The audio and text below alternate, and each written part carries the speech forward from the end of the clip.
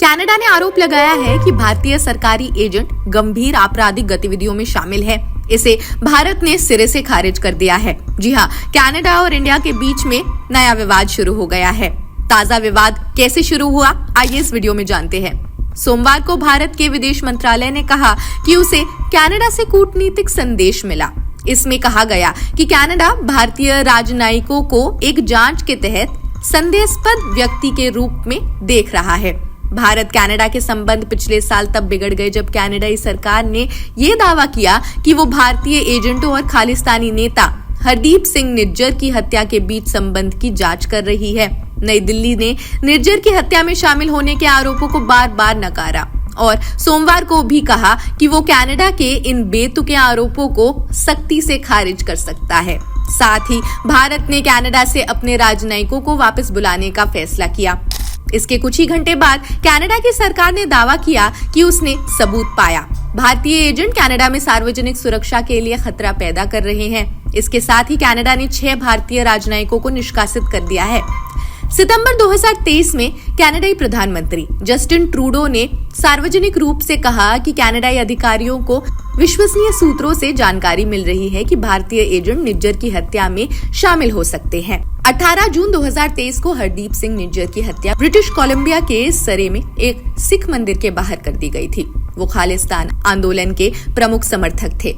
पंजाब में एक अलग सिख राज्य की मांग करने वाला आंदोलन खालिस्तान आंदोलन। भारत में खालिस्तान आंदोलन लगभग समाप्त हो चुका है, लेकिन भारतीय सरकार इसे एक बड़ा खतरा अब भी मानती है। पश्चिमी देशों से आंदोलन के प्रवक्ताओं पर कार्रवाई करने का आग्रह करती रहती है। भारत ने निज्जर की हत्या में शामिल होने के आरोपों को बेतुका करार दिया। निज्जर पर आतंकवाद में शामिल होने का आरोप लगाया, जिसे उनके समर्थकों ने खारिज कर दिया। सितंबर 2023 में आरोप सामने आने के बाद दोनों देशों ने अपने अपने राजनयिकों को वापस बुला लिया था। भारत ने कनाडाई नागरिकों के लिए कई राजनयिक सेवाओं पर भी रोक लगा दी थी। मई 2024 में कनाडाई पुलिस ने 3 भारतीय नागरिकों को निज्जर की हत्या में शामिल होने के आरोप में गिरफ्तार किया। इसके बाद एक चौथे व्यक्ति को भी गिरफ्तार किया गया। पुलिस ने जांच के तहत ये भी कहा कि वे भारतीय सरकार से इसी कड़ी में जांच कर रहे हैं। नई दिल्ली ने इन घटनाक्रमों को खारिज किया और विदेश मंत्री एस जयशंकर ने कहा कि कनाडा की सरकार भारत को दोष देने के लिए राजनीतिक दबाव में है। अमेरिका और कनाडा ने भारत के खिलाफ खालिस्तान अलगाववादियों पर साजिश रचने का आरोप लगाया है। पिछले हफ्ते वॉशिंगटन और ओटावा ने भारतीय अधिकारियों से कई दौर की बातचीत की। इसमें भारतीय अधिकारी पर खालिस्तान समर्थक अलगाववादियों को मारने की साजिश में शामिल होने का आरोप लगाया गया। भारतीय सूत्रों के अनुसार अमेरिका और कनाडा ने घात लगाकर हमला किया, जिससे बैठकों का स्वरूप बदला। एक महत्वपूर्ण बैठक सिंगापुर में भी हुई।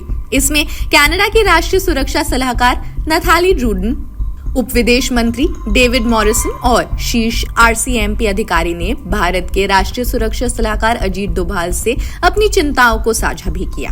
अमेरिका ने भारत से गुरपतवंत सिंह पन्नू की हत्या की साजिश के बारे में जानकारी मांगी। भारतीय अधिकारियों ने जांच में शामिल होकर सभी आरोपों की गंभीरता से जांच करने का आश्वासन तो दे दिया। नवंबर 2023 में भारत द्वारा गठित जांच समिति को अमेरिका बुलाया गया ताकि वो अमेरिकी जांचकर्ताओं द्वारा जुटाए गए जानकारी साझा कर सके। ये समिति 15 अक्टूबर को वॉशिंगटन DC जाएगी। अमेरिकी विदेश विभाग ने बयान जारी किया कि भारत द्वारा गठित जांच समिति न्यूयॉर्क में एक अमेरिकी नागरिक की हत्या की साजिश में भारतीय कर्मचारी की संलिप्तता की जांच कर रही है। इस बयान को कुछ घंटों के बाद वेबसाइट से हटा लिया गया। दोनों देशों द्वारा साजिश के आरोपों पर समन्वय करने की बात सामने आई। अधिकारियों के अनुसार अमेरिका और कनाडा दोनों इस मुद्दे पर एक साथ काम कर रहे हैं। नई दिल्ली में ये धारणा है अमेरिकी प्रशासन में बदलाव, खासकर राष्ट्रपति जो बाइडेन से राष्ट्रपति उम्मीदवार कमला हैरिस की ओर से इस मामले पर सख्ती का कारण बन रहा है। अमेरिकी अधिकारियों ने कहा है कि वे भारत में जवाबदेही चाहते हैं और नई दिल्ली को ऐसे साहसी कदमों से बचने की हिदायत भी दे दी गई है। खैर, ये एक डेवलपिंग स्टोरी है। इसके आगे जो भी जानकारी मिलती है हम आप तक पहुंचाते रहेंगे। बाकी अन्य देश दुनिया की खबरों के लिए भी देखते रहिए जनसत्ता। शुक्रिया।